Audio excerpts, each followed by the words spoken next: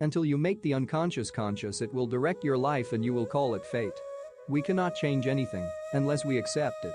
Condemnation does not liberate, it oppresses. Thoroughly unprepared, we take this step into the afternoon of life. Worse still, we take this step with the false presupposition that our truths and our ideals will serve us as hitherto.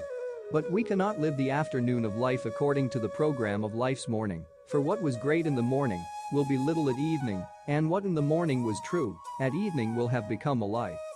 Everything that irritates us about others can lead us to a better understanding of ourselves.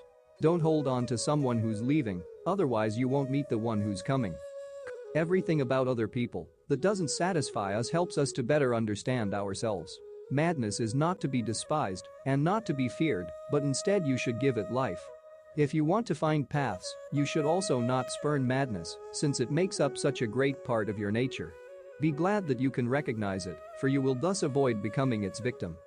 It is often tragic to see how blatantly a man bungles his own life and the lives of others, yet remains totally incapable of seeing how much the whole tragedy originates in himself and how he continually feeds it and keeps it going. If one does not understand a person, one tends to regard him as a fool. If you are a gifted person, it doesn't mean that you gained something. It means you have to give back. Looking outwards has got to be turned into looking into oneself. Discovering yourself provides you with all you are, were meant to be, and all you are living from and for. Somewhere, right at the bottom of one's own being, one generally does know where one should go and what one should do. But there are times when the clown we call I behaves in such a distracting fashion that the inner voice cannot make its presence felt. Your vision will become clear only when you can look into your own heart.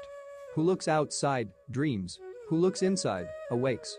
A man who has not passed through the inferno of his passions has never overcome them. Faith, hope, love, and insight are the highest achievements of human effort. They are found by experience. As far as we can discern, the sole purpose of human existence is to kindle a light in the darkness of mere being.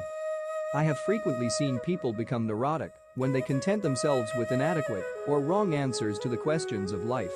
They seek position, marriage, reputation, outward success of money, and remain unhappy and neurotic even when they have attained what they were seeking.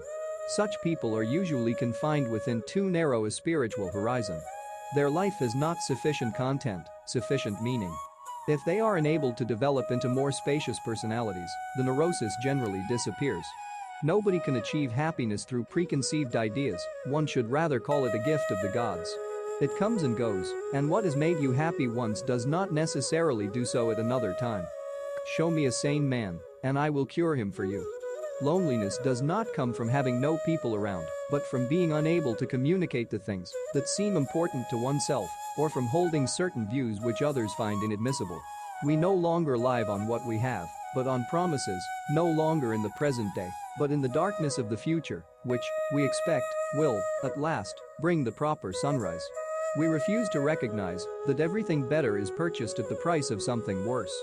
Out of evil, much good has come to me.